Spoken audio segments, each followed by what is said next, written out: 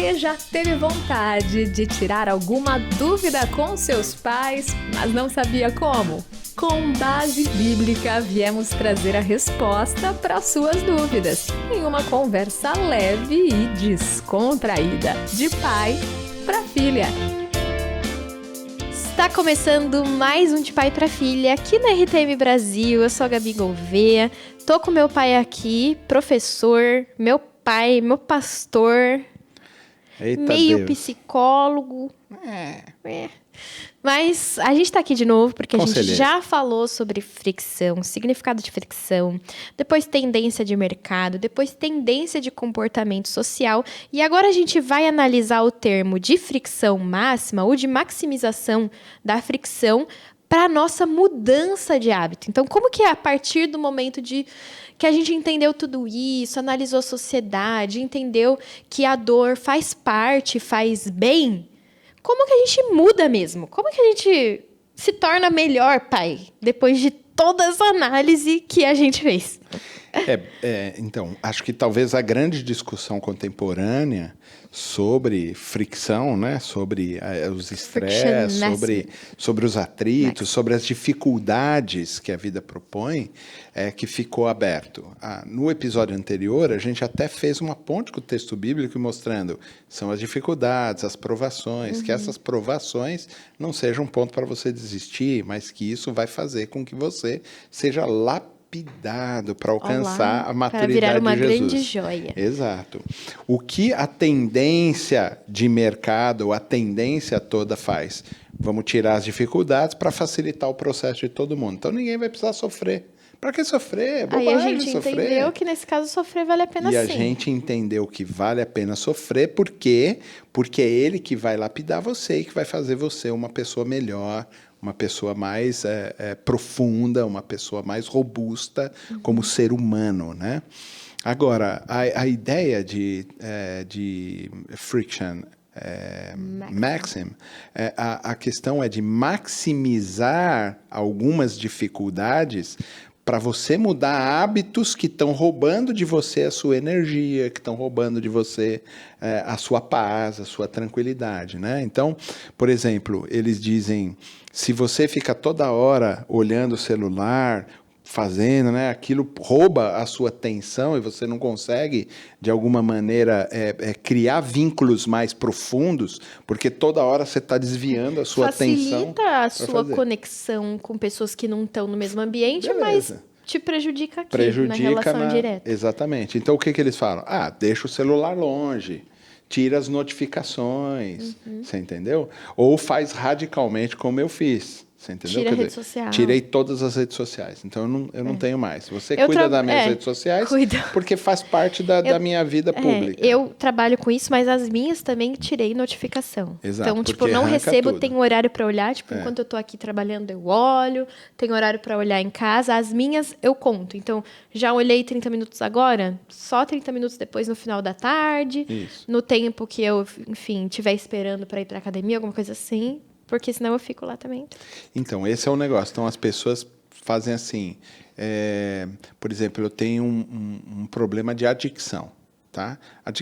O adicto é alguém que tem um vício, tem um hábito muito ruim e precisa se livrar daquele hábito. E não vai perder aquilo. Ou você dificulta o acesso àquele negócio e aceita a dificuldade como boa para você, ou senão sempre você vai se entregar àquilo. Um adicto, por exemplo, de álcool, um alcoólatra, ele tem muita facilidade para chegar na garrafa, entendeu? Para chegar na primeira dose, entendeu? Então ele precisa criar mecanismos que dificultem a chegada dele lá. Legal. Então ele muda amizades, ele muda os ambientes, ele muda de lugar, ele vai para um lugar onde não tem bar, ele vai para um lugar onde não tem coisa. Avisa os amigos antes da festa, não pode ter álcool. Então eu tenho um conhecido que quando ele saiu do lugar onde ele estava recluso para se livrar da adicção de drogas, quando ele saiu e foi para casa, os amigos souberam e foram lá chamar ele para fumar maconha de novo.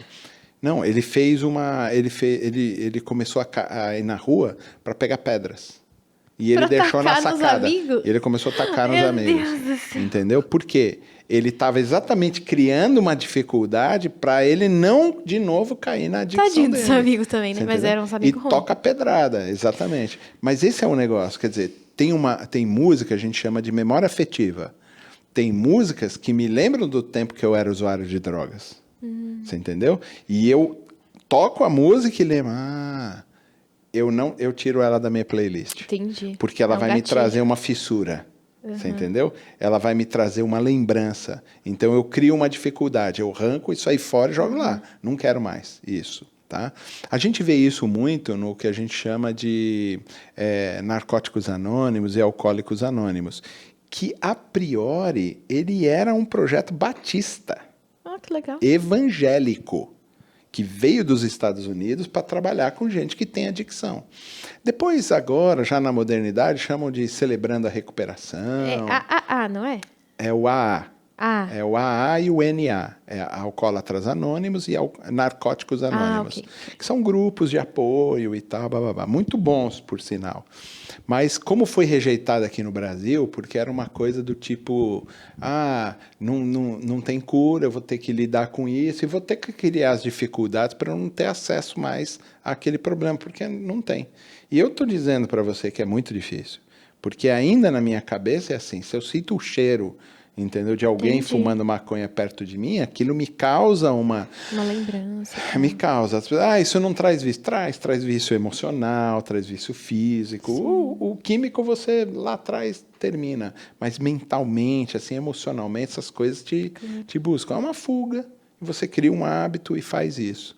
Então, agora, durante um tempo, eu acho que é propósito, eles começaram a trabalhar com o mesmo tipo de processo, com celebrando a recuperação.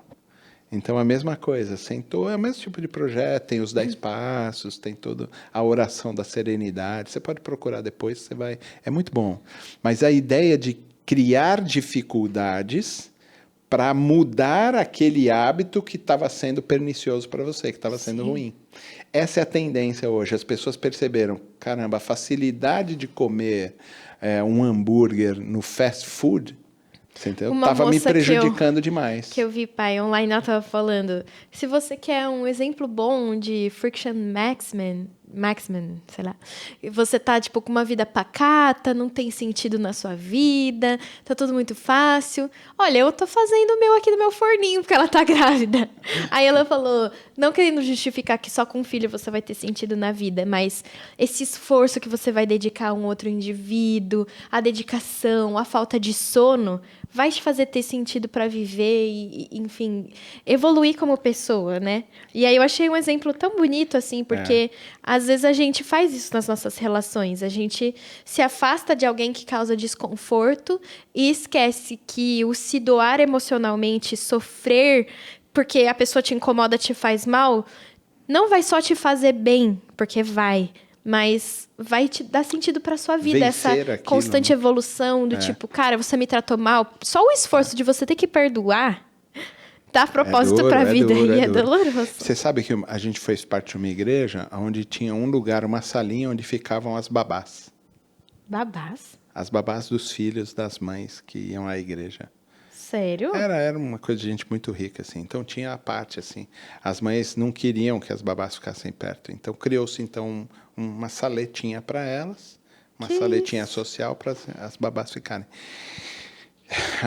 E as babás não iam no culto? A sua mãe sofria para não ir no culto porque não podia ficar junto com os chefes. Que Os isso? patrões. Você tem oportunidade ainda de evangelizar a moça. Não, é uma e loucura. não- Tem umas doenças assim, tem sala VIP, Nossa, né? que estranho. Nas igrejas agora, né, irmã? Sem querer criticar muito, não é esse o nosso papel Inclusive, agora. vai ter programa de heresias da atualidade. Vai. Né? Mas, outro dia eu parei assim no farol e vi uma babá com uma criança. E o que acontece? Cria-se, então, facilidades para dificuldades que você tem, de viver as dificuldades da criança, de fazer almoço para ela, de dar comida para pais fazem isso com a ela, escola, de fazer terceirizando a dormir, educação de também. não sei o que lá. Facilitou. Esse é um exemplo, você entendeu? Quer dizer, o quanto a criança perde no convívio, o quanto vai ser disfuncional a vida depois, muitas vezes, na grande maioria delas, o convívio familiar, porque não tem referência. porque não viveu as dores e as angústias. Porque fala, isso aqui é difícil de fazer.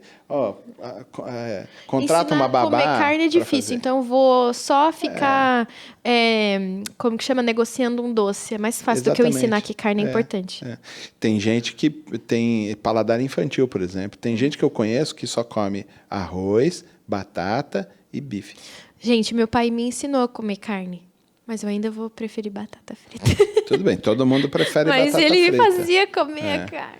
Mas percebe, essa relação. Então, como é difícil, a gente foi abandonando. Porque é cultural o processo. É instintivo a gente procurar facilidades. Mas essa mudança de hábito dá sentido para a vida e ajuda a gente a evoluir. Eu preciso, muitas vezes, maximizar uma dificuldade, você entendeu? Dar mais força para essa dificuldade, para eu mudar um hábito que estava me prejudicando. Sim. Você entendeu? Poxa, é difícil. E olha, o primeiro tempo disso, o primeiro mês, a gente faz jejuns, né, na igreja. O jejum é um fator desse maxim, que a gente está falando, o termo. Termo? O termo que a gente está usando agora. Sim, friction maximum. Friction maximum. O jejum é um exemplo de friction maximum. Entendeu? Por quê? Porque a gente vai para um sacrifício para uma mudança de hábito. Você entendeu? A gente fala, poxa, eu queria ler mais a Bíblia, eu queria ter um tempo mais de oração. Então, a gente parte para um sacrifício que me faça encontrar sentido naquilo que eu estou querendo mudar o hábito. Então, essa relação também tem a ver. Aumentar o potencial sacrifício para eu mudar um hábito que está me dificultando a vida. Então, uma estratégia para você mudar seus hábitos é analisar aí seus pontos de fricção. Pode valer a pena. Exatamente, pode valer a pena. Muitas vezes o sofrimento vai ajudar você a crescer mais, vai ajudar você a mudar hábitos que são prejudiciais, que só pode acontecer por meio do sacrifício. É incrível isso. Eu queria correr mais e mais rápido. Aí eu percebi que para eu conseguir melhorar essas duas coisas, eu precisava entender minha constância no esporte. Isso. Então, eu não ia melhorar meu pace, nem correr mais de um dia para o outro. Então, vamos hoje fazer volume? Então, eu ficava até correr uma distância grande. Vamos hoje tentar o pace? Então, eu me esforçava para correr rápido. Então, não importa se era 8 quilômetros que eu corri. Mesmo que eu tenha corrido 3, eu conseguia aumentar a velocidade. Teve que potencializar um sacrifício para alcançar um benefício real. Eu corri 8 quilômetros num pace menor do que o meu anterior. Boa! Demorou o quê? 3 meses? Mas deu. Isso aí. Mas deu. Gente, então, vamos aí analisar nossas fricções. A gente amou muito esses 4 episódios. Foi muito bom. Foi muito bom. Eu gostei muito de ter trazido simplesmente um artigo aleatório que eu percebi que nem tinha entendido todo o potencial que ele tinha e ter conversado com você sobre isso, pai. Eu amei muito. Valeu, filha. Foi muito bom a pauta. Muito bom. Divido com vocês, meu pai filósofo, pastor, professor, para vocês também debaterem os temas de vocês com a gente, tá bom? Muito bom. Então a gente volta semana que vem, episódio novo toda quarta-feira e o de pai para filha é seu também. Então manda pra gente as suas perguntas e a sua mensagem, ok? Muito bom. Até semana que vem. De pai para filha, realização Transmundial.